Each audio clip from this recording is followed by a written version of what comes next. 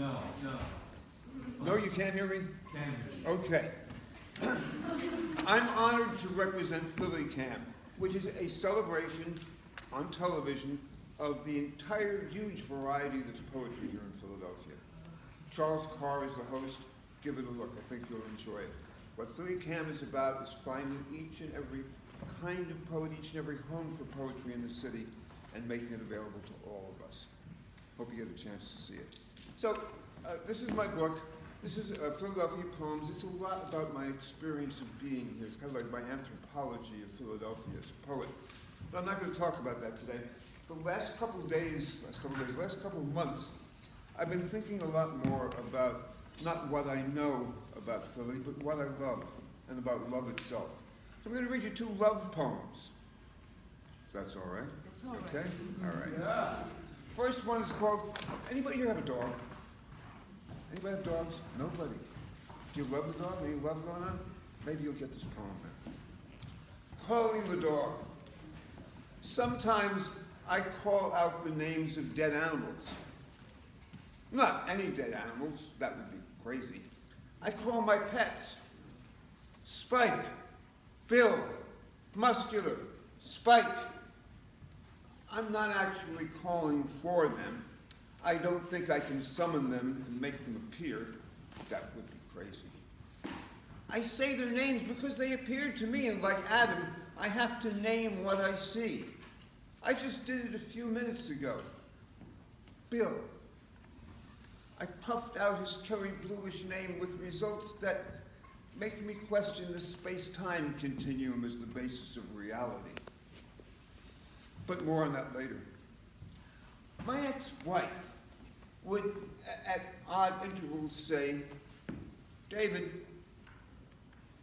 She wouldn't say it while we were making love, and as far as I can tell, she wasn't confusing me with the King of Israel or Michelangelo's statue.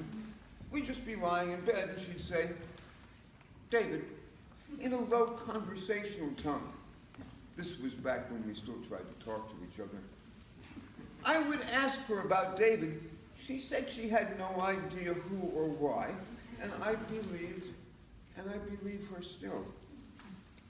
The fact that when she began to dilute her attention to our marriage, she did it with a fellow named David is probably coincidence. But anyway, that was years later. So this calling out thing, as near as I can reckon, it's a lot like my 2-year-old pointing to something and using the word she just learned for it. She sees the bird waddling towards the road and yells, goose! In my case, it's occasionally accompanied by a sense of a hole in the universe that slams shut across my fingers. But you get the throbbing knuckle of the idea. Other times it's just a matter of fact. She saw goose, I saw muskie. She points to car. I feel a little hole in the center and I call it spike. As near as I can tell, by the way, this phenomenon is not alcohol dependent. So here's the questioning reality bit. I promised I'd get back to it. We were just in from the woods, me and Lola. Lola is my dog who's still alive. It's late night, raincoat in June. I take her leash off and she trots away to her bowl. And the vision of close-cut, curly, gray-black hair on skin stayed behind. And I feel him near to me, this old dog, and I say, Bill. Just matter-of-factly, not commanding, not overly loud, Bill. And Lola turns around, turns away from her food. She comes to me, and she leans against my leg.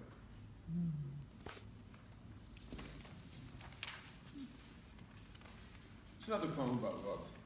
An odd thing to have happen at a certain age in life.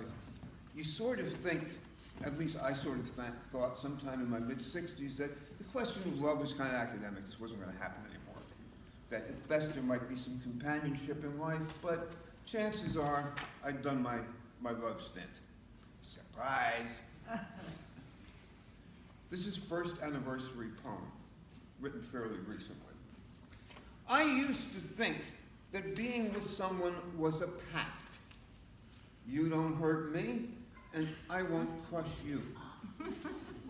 And maybe I'll put a little water on your roots and shield you from the wind, and if I'm lucky, you will bring me a cookie. and stroked me just so.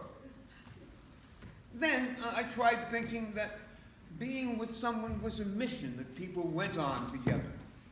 I'd cook for you and tend your furnace, and you would lead me to galleries, and you would press your breast into my back as we looked at the work of the connoisseurs and sipped the right wine. I never thought that being with someone could mean being, just being, and telling the truth of being, and then listening to the being of the other being. I had no idea that love was more than no pain, or more than yes, I see. So here I am, 1 year old, and in love for the first time. And I would thank you, but I have no noun for the giant sphere that's opened inside me. I have no verb for this singing, soaring, being above the earth and in it too. I mumble, I live, I love, alive, alive.